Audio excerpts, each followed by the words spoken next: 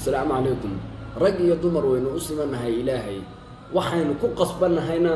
إنه إسكأجنو إن شاء الله جل جلاله سيب جارهان دمرك هبلها مسلمين تا ولا لها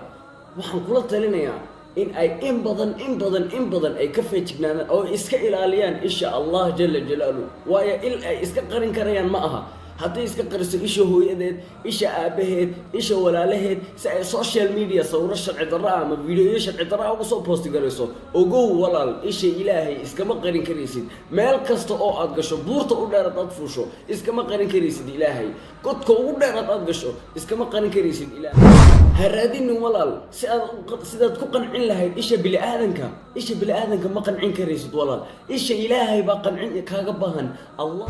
waxa hubaala hadad isha ilaahay qanciso walaal inuu allah jalla jalaalu abal marin ku siinayo aad waliba ku faraxdo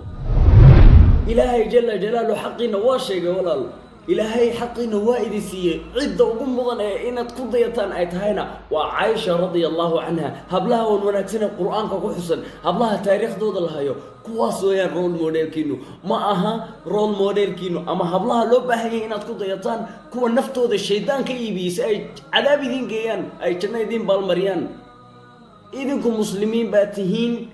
naftiina allah baad ka iibiseen si aad janno u heshaan أخرية سورة المؤمنون سورة الأحزاب برتا هبلها مؤمناتك تغمدوا ذا وحلوا قبها هي صاحب اللي يركسكوا ذا وضع أخرسان وانا تحفظان وقت سي قرآن كلامك إلهي وقت سي إنها نفتينا قوشة أضوط المنطان وقت سي الشيطان وقت سي نفط هذا الشيطان كذا أتكاتو وقت سي نفط هذا والله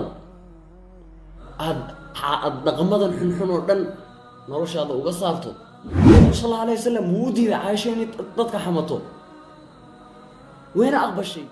taasina kaliya ta Aisha radiyallahu anha ma qusayso ee hablaha muslimiinta oo dhan ee adduunka joogo dhan bay qusaysaa oo loo baahan yahay inay ku daydaan tusaale ay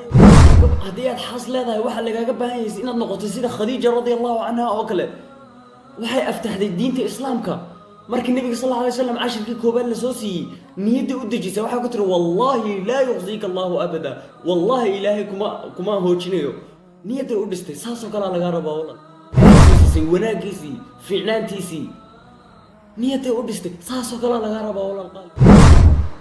waxa weeyaan qofkii ugu horeysay nabiga aamintay sallallahu alayhi wasallam waxa gacantaadu ku jira ama hablaha wanaagsan bad ku dayan ee janno wadadii jannada ku jeexay أما هبلا حنحن نار تودد هذه كوتشاحي بارك الله لكم